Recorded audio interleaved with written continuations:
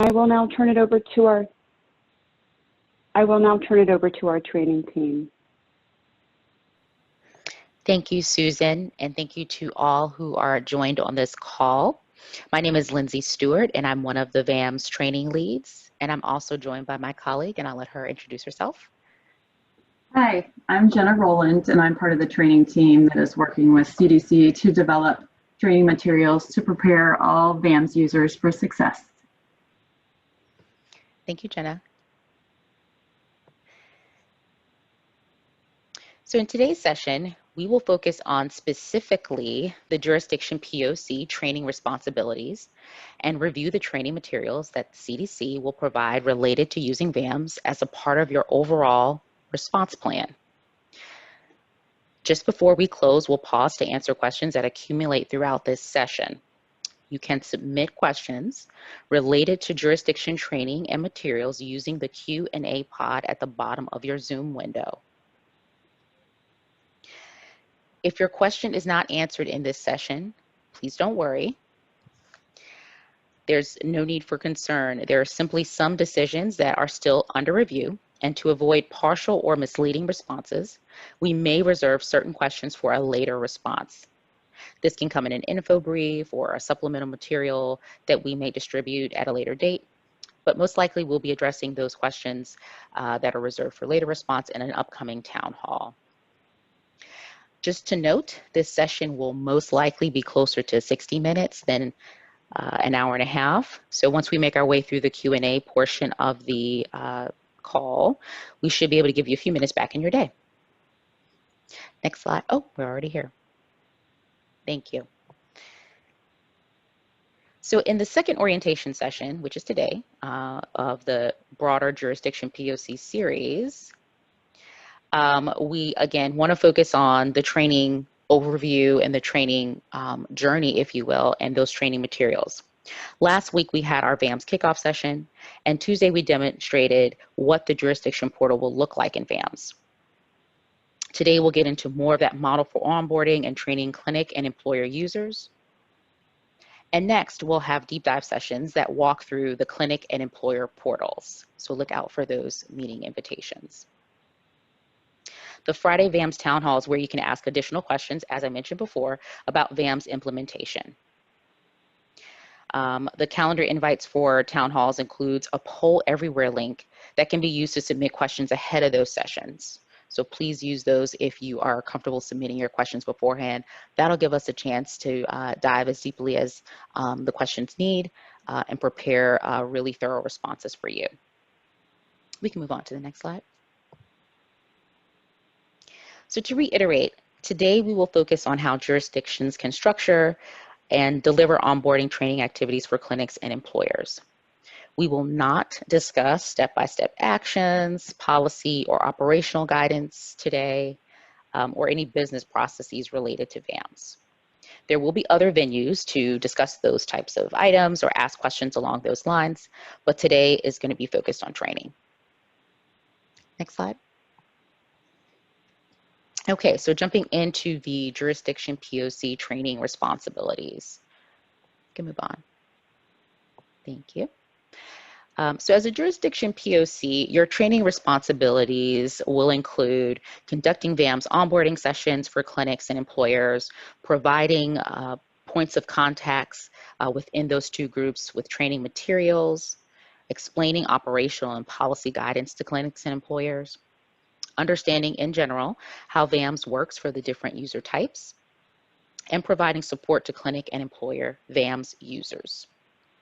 This does not mean you will be training every clinic or employer user or need to develop training materials on navigating VAMS on your own.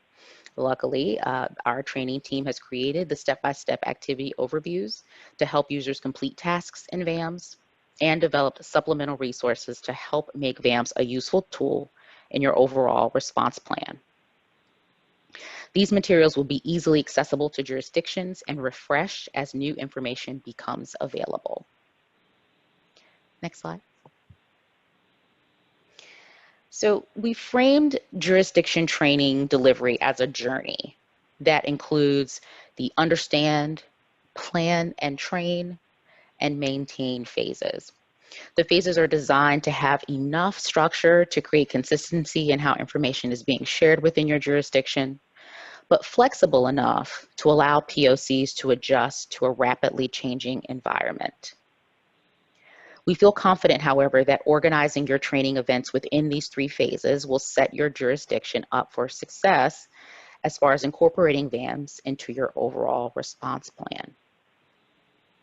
We can move on.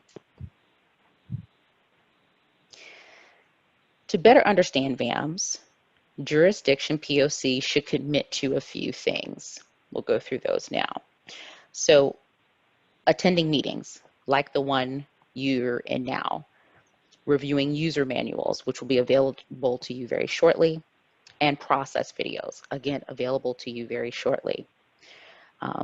We're advising in jurisdiction POCs to absorb information along these lines as it pertains to your particular role in VAMS, but also the other roles in VAMS, so that you can provide optimal context as you are delivering these trainings and helping clinics and employers get oriented within VAMS.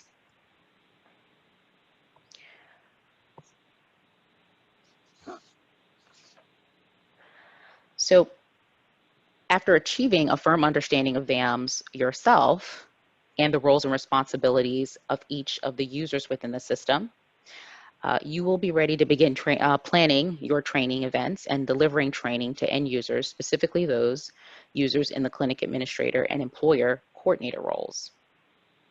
First up is training for the clinic administrator.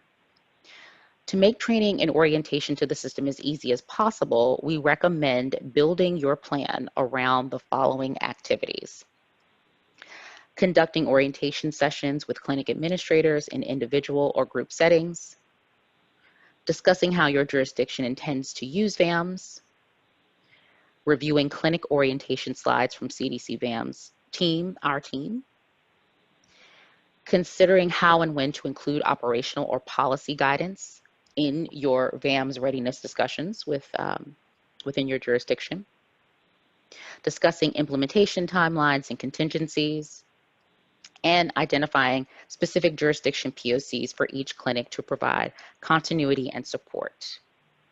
Also to consider hosting ongoing support sessions as people are getting comfortable with using VAMS, and again, as the business and policy environment surrounding VAMS evolves.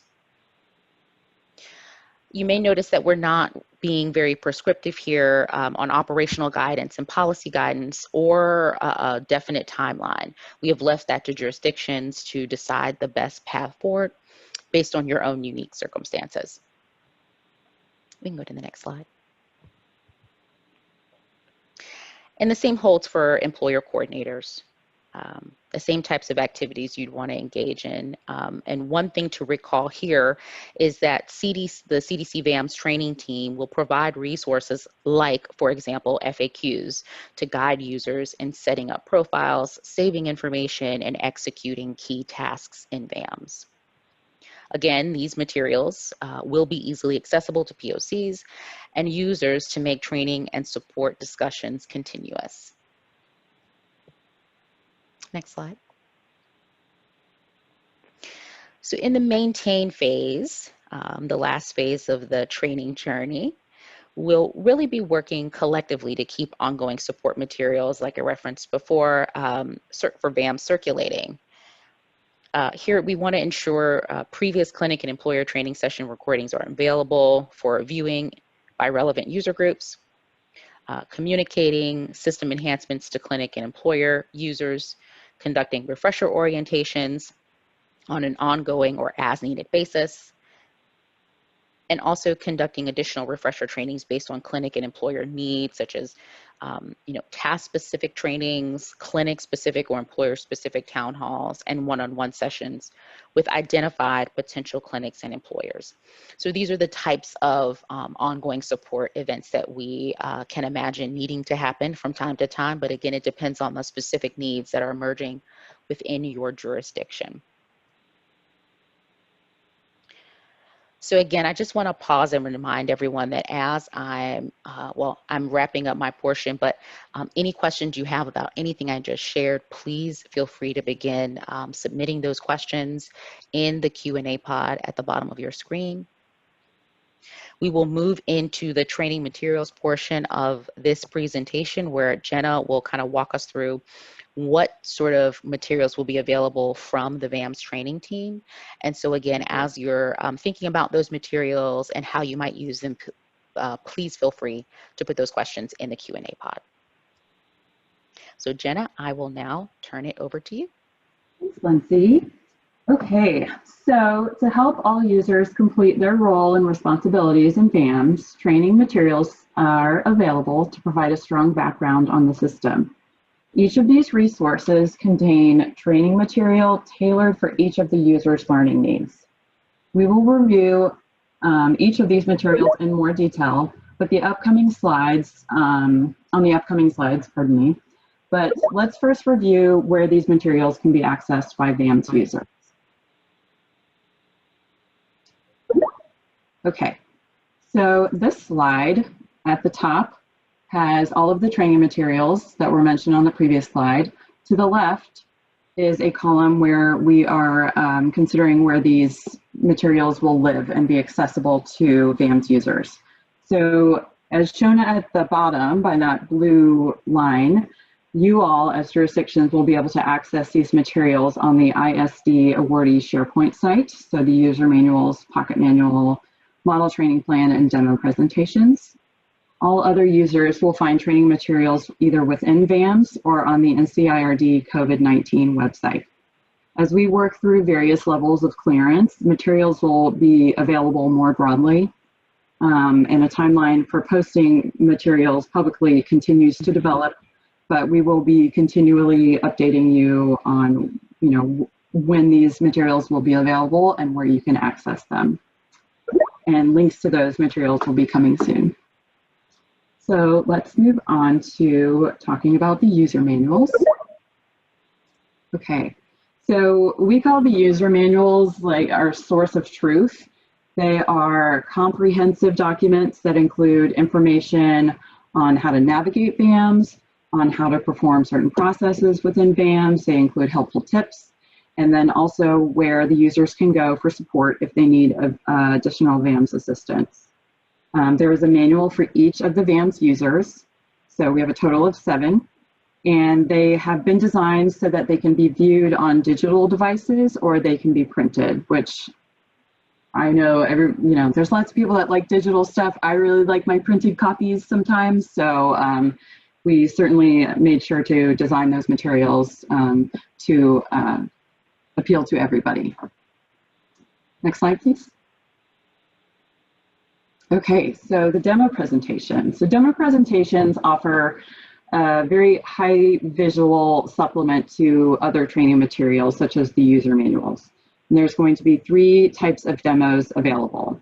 We have a role-specific demo that provides an overview of that user's role and responsibilities in VAMS and how to perform the related tasks, which will sort of mirror the steps and processes that we've outlined in the user manuals. So they're more of that comprehensive, longer video that will give you a very broad overview of all of the responsibilities and give details on how to perform certain tasks in VAMS as well.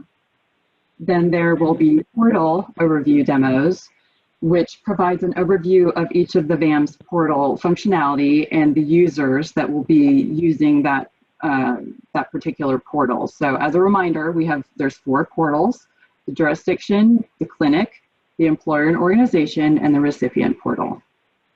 And then finally, we will have process-focused demo presentations that will provide detailed instructions on how to perform role-specific tasks that may be perceived as more complex and require more guidance.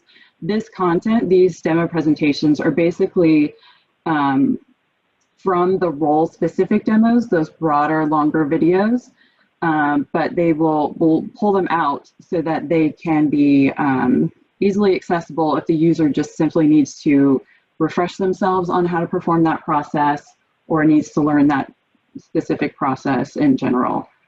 So that way they don't have to watch the whole entire role-specific demo video if they don't want to. Next slide, please.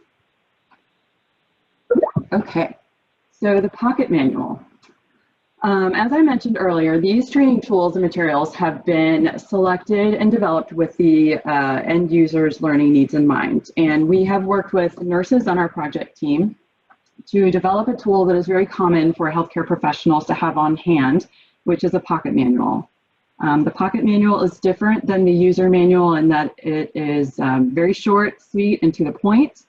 It will provide a brief system overview, information on key processes, and address pain points for clinic users that may not occur on a daily basis, so they wouldn't be used to dealing with them, and therefore necessitate like a quick reference from that pocket manual. And so those manuals also will be viewable on a digital device if they choose to view them that way, or they will be printable so that the clinics can print them out on just regular printers, cut the pages so that they are that pocket sized size that the clinicians want, and then they can bind them or staple them together. The pages together, rather. Okay, and moving on to the final training tool here, we have frequently asked questions. So the FAQs will be readily accessible for users that are logged into the system and can be found on the help page within VAMS. So if you are a clinic administrator, and you're logged into VAMS and you are struggling with a process or have a quick question, you can go into the help page and see frequently asked questions related to clinic administration and VAMS. So the FAQs are very tailored to the user that's logged in at the moment. So similarly, a healthcare professional, when they're logged into VAMS, they can click and go into the help page and find questions related to the processes that they will follow in VAMS as well. So they're very tailored to the user. The FAQs will be updated on a regular basis to ensure we are capturing questions that a large number of users have, or that we've seen could apply to a lot of people and could be helpful to others. So now that we're done reviewing those, we will open it up to a few questions, and Susan will read a few of the questions that you've already submitted in the Q&A pod.